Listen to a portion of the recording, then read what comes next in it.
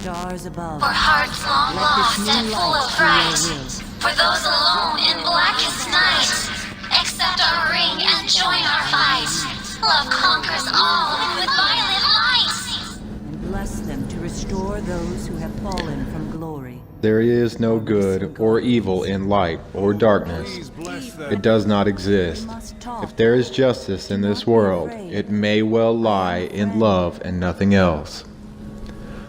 That was a quote from August from Fairy Tale. I did not know any other way to My mom seems to be able to withstand infinite insults. I even made her cry during a call that she made to me from prison. I told her that I hated her, that I hate myself and everyone else. Yours truly went on and on and on. I tossed her a brutal beatdown, saying things like, "You weren't there, my dad starved and neglected and beat me, while you were off doing I don't even know what, I don't even know where, this, that, and the other thing," alright? To which she said that she will never stop talking to me, no matter what, because I thought that she had stopped talking to me after I made her cry. Do not, or rather, sorry, due to the aforementioned outburst of me telling her off like that and making her cry, I think she was pretty sure she was crying. Due to that, along with the results that it brought about, right? So that's why I thought that she stopped talking to me, because basically I, made her cry and she couldn't deal with it all together like that. But apparently I was wrong. I was really wrong about her. See, I don't know her. I only recently got in contact with her when I was 30. Alright, 30.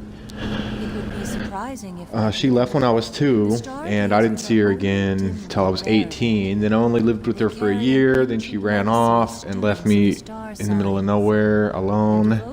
And then I got in contact with her while she was in prison, serving a life sentence for murder, okay? Now, she apparently was like the co-conspirator and not the one that actually did it, and her boyfriend or whatever was high on drugs, whatever, okay? But she seems a lot different than whenever I would live with her, so I guess that's something. I think she learned her lesson, but it's another story. So anyway, she took all of that abuse, right, and was just like, well, I still love you and still care about you and all this, right? So I'm wondering to myself, how was she able to handle virtually unlimited emotional beatings that I keep throwing at her, right? Now, that's all. I've only stopped very recently. I'm in a bad mood most of the time, and up until recently, if you saw my last video, then you know that that's changed. I'm hoping I've outgrown it, but I can't guarantee anything. I'm absolutely ferocious, even towards her, and even for a man, alright? I beat up small armies of men, dozen or more at a time. Plenty of people have seen it, armed and unarmed, and God knows that what I have and haven't done. And I'm being overpowered by a woman that I barely know. I just hope it is not too. I mean, I threw everything in the kitchen sink at this woman, and she was just like, well, I still love you, and it's just fine that you feel that way. I understand, And I was just like, what? What? So, okay. What is her deal? I don't know. Is she made of a mixture of cornstarch and water, or is there something else going on? I hate you and you're a bad mom and I'm mad at you, all of that. And she's like, I understand how you feel and why you feel that way, Ryan, but I still love you very much, neener, neener, neener. And I was, it's just like, she didn't say neener, neener, but she might as well have. Mad at you, mommy. So, okay, so I think she's a non-Newtonian superfluid, which is a fluid whose viscosity is variable based on applied stress or force. The most common everyday example of a non-Newtonian fluid is cornstarch dissolved in water. Behavior of Newtonian fluids, like water, can be described exclusively by temperature and pressure. Non-Newtonian fluids are solid if you apply a sudden force and liquid if you apply a steady, slow force. My mom, or my mother, wasn't around, like I said, from the time I was 2 when she left. to 18, and she abandoned me again. Then I contacted her at 30. And yes, I'm kind of sharing her personal affairs with the whole she went to prison thing, but it's kind of my business too, so I'll take it up with her. I've never had a driver's license, as some of you may know, and I've never owned a car. I almost did, but she ran off with that too. But she was supposed to sign it over after I paid for everything, and she ran off with it. You mommy. So I can't visit her, right? She could have invested in me a little bit, like my dad could have, but neither of them really did. And I can't go visit her until I learn to drive on my own, until I buy a car on my own. Although I'm saving up for cosmetic surgery on top of those two. Learning to drive and saving for a car. So it may take a while. Despite all of this, and through pieces of paper no less, scrawled while being in a prison cell, my mom has managed to heal some of my emotional and psychological damage, essentially, simply by caring when no one else does, especially my abusive dad. There is a mostly fictional superpower that I will be using along with several others as metaphorical devices. The so-called regenerative healing factor is described thusly. A user can rapidly regenerate. In other words, they recreate lost or damaged tissues, organs, and limbs, sometimes slowing or even stopping aging. The rate and amount of healing varies widely. See levels of regeneration if you were to look it up. Some can regrow missing limbs. Others can put the limb back into place for rapid regeneration. They are generally in very good physical shape as their bodies are constantly reverting to a healthy state and granting them nigh inexhaustible stamina and vitality.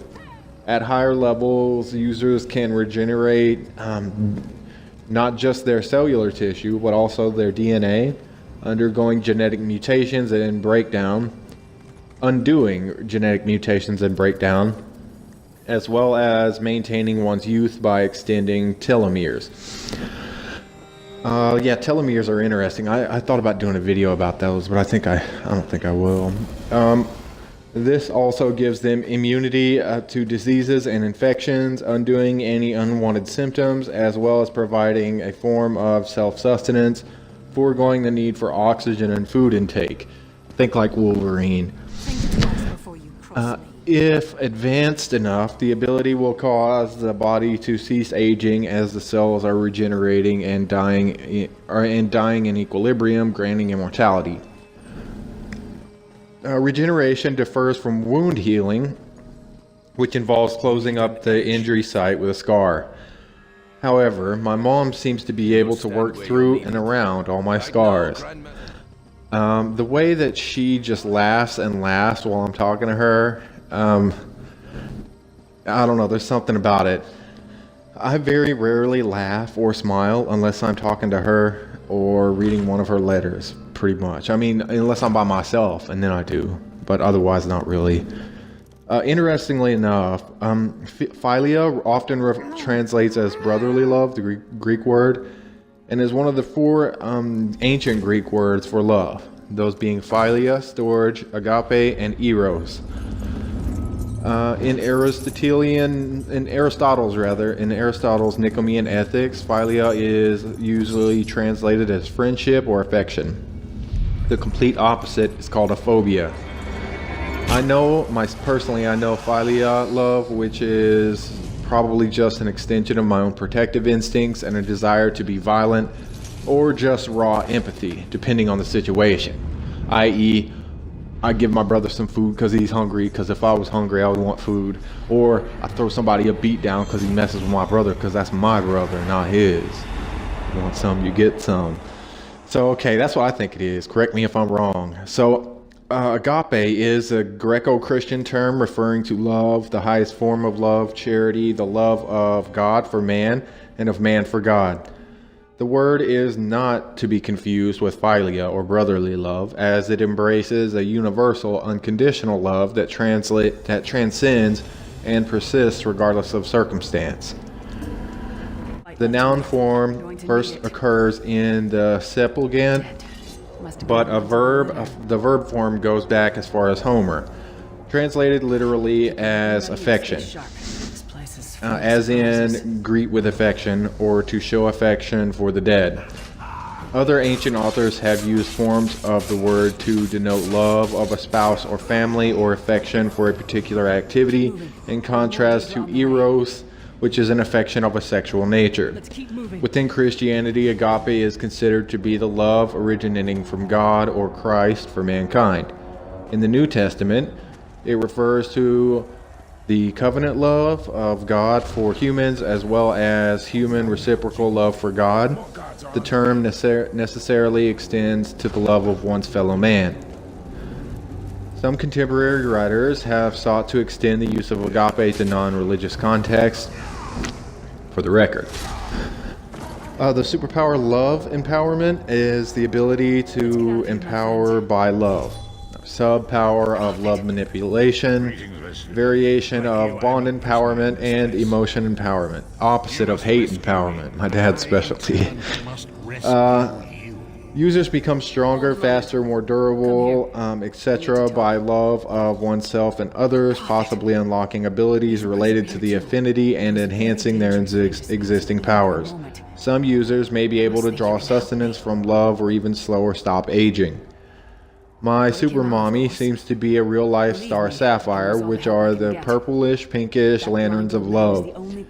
Star Sapphire is the name of several fictional characters in DC Comics, and they're all connected in origin from the Green Lantern series. The Star Sapphires are one of the 7 cores empowered by a specific color of the emotional spectrum within the DC universe. The Sentinels are connected.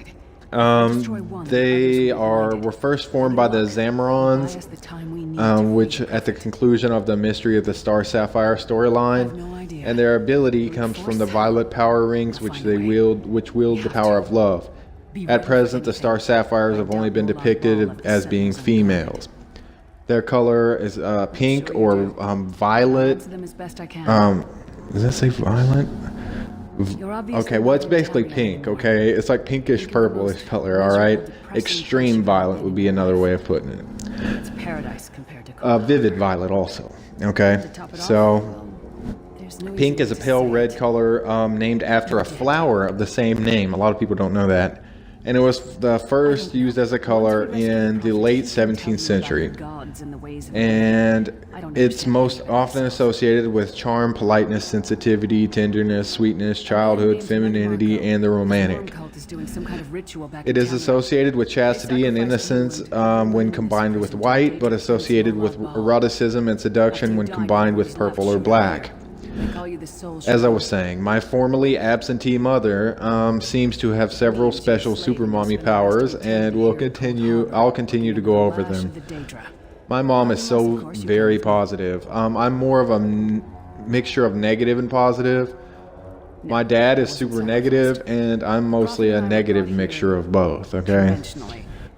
Jesus Christ, Son of God, or as well as God the Father and God the Holy Spirit, are sources of all goodness that exists. And yes, there is a fictional superpower called benefic energy, if I'm saying that right, manipulation. And let's see, and it is named after them, right? Thus the power or ability to manipulate or generate beneficial energy. The power to manipulate and or create good energy, a subpower of morality manipulation, opposite to malefic force manipulation. The users have control over force of good energy to their desire. The user may manipulate the force of good. Alright, so as I was saying, the power to manipulate and or create good energies, a subpower of morality manipulation, opposite to malefic force manipulation, is what benefic, I think it was called, which is a weird name, energy manipulation, which is what Jesus had. And I'm implying here also that my mom has it, okay? It's like I was telling her earlier today when she called me again. She's like the only person I'll let compliment me, basically. All right, because a lot of people will do it just to flatter or manipulate, and maybe that's what she's doing. But I frankly don't care, alright? Because everybody else, you know, like, I really don't care about them, to be honest. I tried to have, I was telling her this myself, I tried to have that kind of relationship with my dad, Atrocitus Daddy. My last video had like 0 views. I mean, like, not literally, but less than 10. I'm like, fine, y'all don't want to hear about Atrocitus Daddy? Fine. I'm still going to put him out, though, so it ain't going to stop me. Like I said, this is my personal video blog, man. I'll put out videos if only I'll watch them. Why? Because I want to. So I want to have that relationship with my dad, but every time I'd be like, hey dad, you know, let's go toss the football. And younger brother, hey dad, let's go toss the football. Okay. What the fuck? Like, I'm nobody. Okay, I raised your kids while you were in prison, kept people from killing them, bunch of black people, kept them from getting hooked on drugs, all this and all that, but I'm nobody. You ain't got no time for me. I taught your kids how to read. No time for me? Okay. So, but when it comes to them, oh, their friends could come over, and he's laughing, having a good time with their friends are over. Like, this is some bull stuff. So I'd be mad all the time. That's why I call him Atrocitus Daddy, because I'd be wanting to beat his ass all the time. I quit talking to him, but anybody who's like, oh, well, he just loves his mama, he don't care about his daddy. Wrong. I try to act that way with both of them, and only one of them's actually accepting of me.